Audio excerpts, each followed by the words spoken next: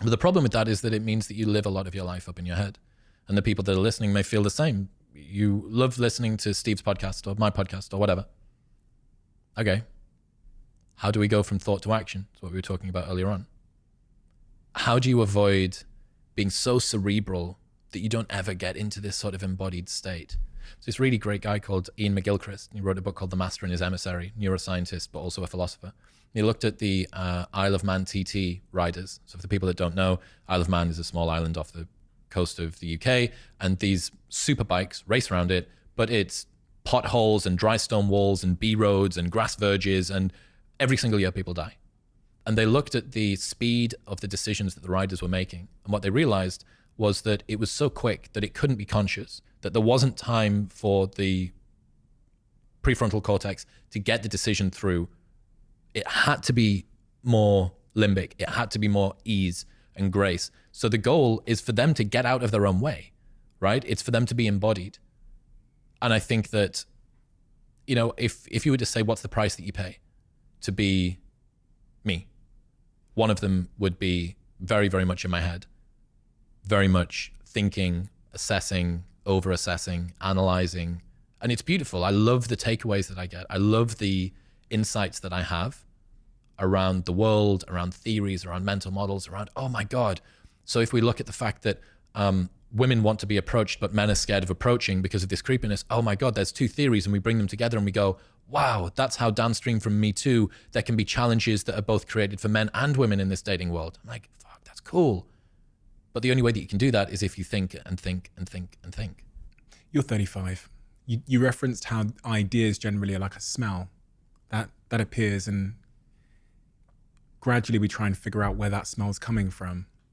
We also talked about regret. So bringing those concepts together, as a 35-year-old man now, if you were to forecast off into the future what your regrets are, what smells of regret would you forecast now that you're going to experience? When we sit here when you're 40 and you go, do you know what? The mistake I made at 35 should have done this was and that, yeah. X. Well, the embarrassing thing about this is if you look back at what you regret from 10 years ago, it's probably still the same shit that you regret now.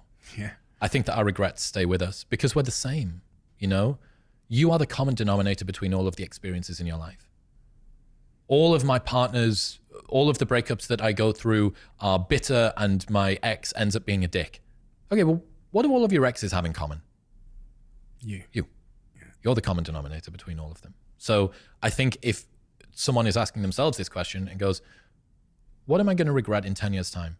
What do you regret from 10 years ago? Is a good place to start. So for me, fearing less. So I fear making big changes.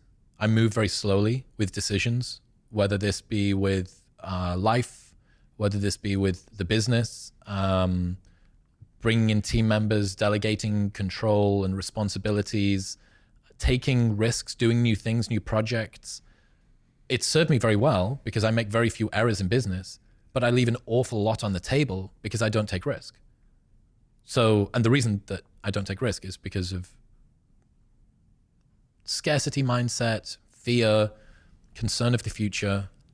Self-doubt. You talked about imposter syndrome, the voice. Self-doubt to a degree, but it is more fear than that. It's more ambient than it being self-doubt.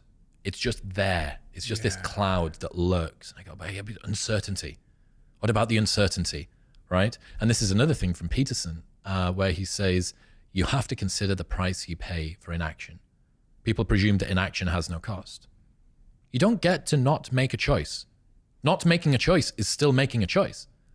Every minute that goes by that this decision is undone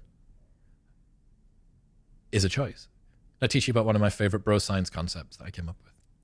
So it's called anxiety cost, right? You know about opportunity cost by doing a thing, you don't do another thing. I believe that the longer that you wait before you do a thing that needs doing, all of those minutes that you spend thinking about the thing that needs to be done could have been gotten rid of had you have just done the thing. So for an example, your daily routine resets every morning when you wake up. You have to walk the dog and meditate and do your breath work and read in your journal and do whatever. If you do those things earlier in the day, you get to spend the rest of the day in just this bliss, right? This self-congratulatory, noble, high horse bliss about all of these things you did.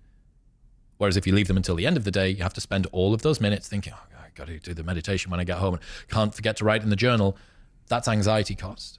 And that's a really good, compelling reason why you should make decisions as soon as you're ready to make them, because you will get rid of these wasted minutes, which you'll never get back. You're never going to get those back. Your brief time on this planet, 4,000 weeks. And you're going to minimize the anxiety cost by doing things sooner. So for me, definitely fearing less would be one of them. Chris, this conversation's been immense, diverse, honest, vulnerable, everything I love about this show. You're an incredibly talented, wise speaker. And within that, what I see is I see repetitions. I don't see someone that came out of the womb with your insight, but I also see a really genuine curiosity, which you just can't fake. I will never be able to fake that.